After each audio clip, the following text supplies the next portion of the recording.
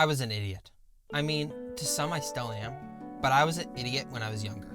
I used to think that TV was a waste of time when a movie could tell a story faster. Except for Star Wars The Clone Wars. That was great. So for years, TV has been a blind spot for me, and as this golden age of TV has gone on, I never tuned in due to my questionable logic. Until a couple years ago.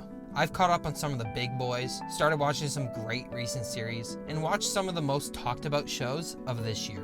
Now, I still haven't seen a bunch of shows from this year, including these ones. Wow, look at the list. Look at that go. Really, that one? Yeah, that's just criminal. How can I not watch that one? So without further ado, Prehistoric Planet is Dinosaur Planet Earth, following the structure of the nature series to a T, with some beautifully realized prehistoric creatures and landscapes to boot. I mean, what else do I gotta say? Dinosaurs are in it. Dinosaurs are awesome. As the endless train of MCU content continues to churn forward, Ms. Marvel comes out as a big bright spot. What makes the show so charming is Kamala herself. Someone so sincere and young that she's instantly relatable and empathetic. And once she gets powers, the sense of wonder and responsibility is there too. It reminds me a lot of the Raimi Spider-Man trilogy, where the hero is just like us. The scale is small, but just as impactful, and the community it surrounds itself with is authentic. In Spider-Man, that was New York City. But with Ms. Marvel, that's the Muslim community. If you're tired of seeing the countless universe building and the sci-fi extremes of the current superhero genre, then Ms. Marvel is a refreshing throwback that makes you remember what made superheroes super in the first place. This limited series delivers a great sleight of hand. In the first episode, you're totally on Rand's side. He's down on his luck. He's short on money. Tommy's a huge dick. And when he finally ends up stealing from him, you're like, hell yeah, you steal that safe. But then the next episode starts. Oh great, they're gonna make me care about Pam and Tommy now. How cliche. But by the end, you're like, damn it, I care about Pam and Tommy now. Seth Rogen's an asshole. And the rest of Pam and Tommy delivers on dramatizing the rise and fall of these two people. Lily James is phenomenal, and Sebastian Stan is great too. Wait, is he talking to his dick? I'm a sucker for these true crime stories. So when I heard they were adapting the story of Michael Peterson in the making of the documentary that the show shares a name with, I was sold. This is some great slow burn, tension-filled, character-driven television led by a show-stopping performance by Colin Firth. This guy is spooky good as Michael Peterson. He nails the voice, his cadence, his stature, and more Antonio Campos' direction is great to see as well. He is so underrated. Give some of his other stuff a watch after watching The Staircase, which I think is his best work so far. Peacemaker was a delight.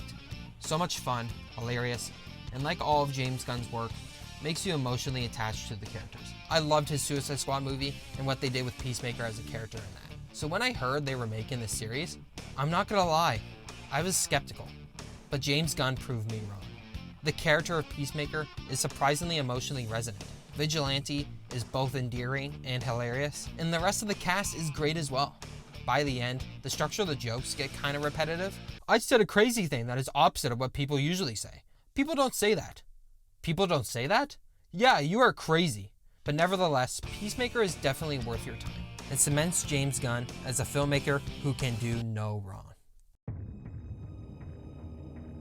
Despite a pretty jarring time jump halfway through the season, the first season of House of the Dragon has all the political intrigue, conniving characters, grand production design, stellar direction, and dragons that you could want. But the real go-to of the series is King Viserys. Paddy Constantine's performance is pitch perfect, and his tragic storyline and transformation is so devastating, but at the same time, chef's kiss. His character is worth watching the first season alone, but with all the other excellent characters, and with what the final episodes set up, I think we are in for a stellar season 2. The last season of Atlanta was fantastic, but a lot of what I gotta say about this season is in connection with season 3. Too bad I can't talk about them both at the same time. I guess maybe I'll just skip number 7 then. Oh my god! Atlanta as a series has almost been like a circle structurally. The first season is a pretty normal narrative dramedy, for the most part, except for some weird shit. Season 2 slowly erodes that format, focusing on more episodic tendencies like the Teddy Perkins episode. Season 3 throws away any structure at all, becoming a true anthology with multiple episodes not involving the main cast at all.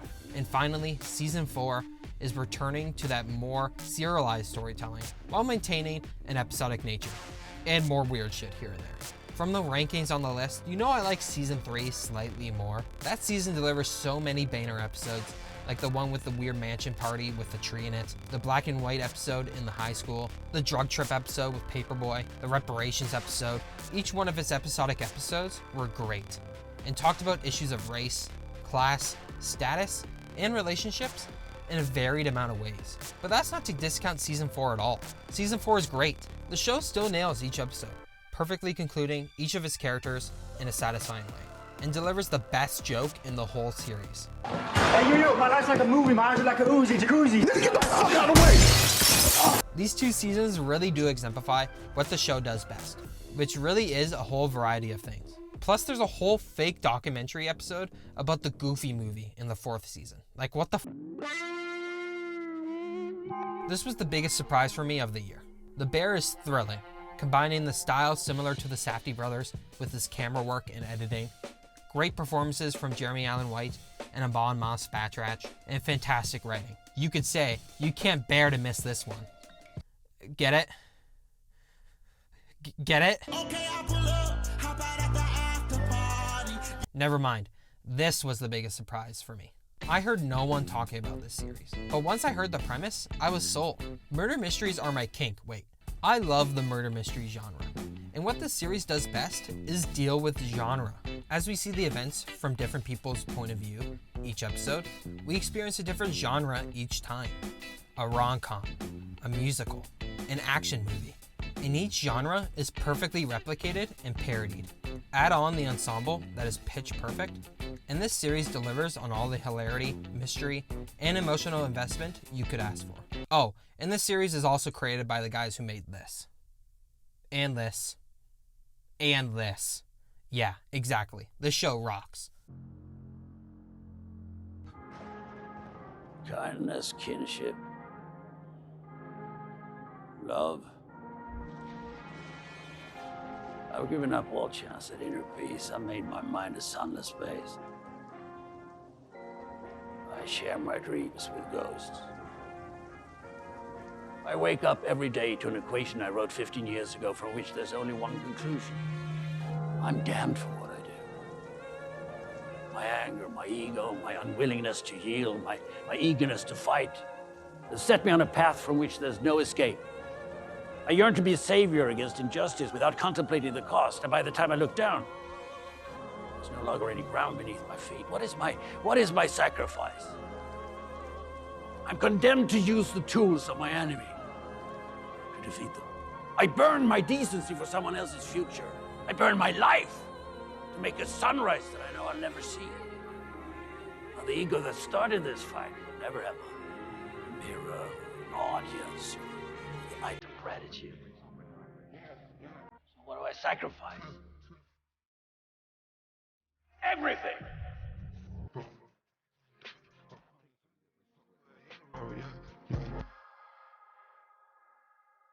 The Boys continues its reign as one of the best shows on TV with its 3rd season. Biting commentary, fantastic characters, each with amazing arcs throughout the season, and a gross creativity that is unmatched amongst his peers. Homelander cements himself as an all-time villain on this season, and you can't wait to see how the Boys will beat the shit out of him each and every season. Just don't drag it on for too long, Amazon. Eric. Seth Rogen. Don't be an asshole like you were on Pam and Tommy, Seth.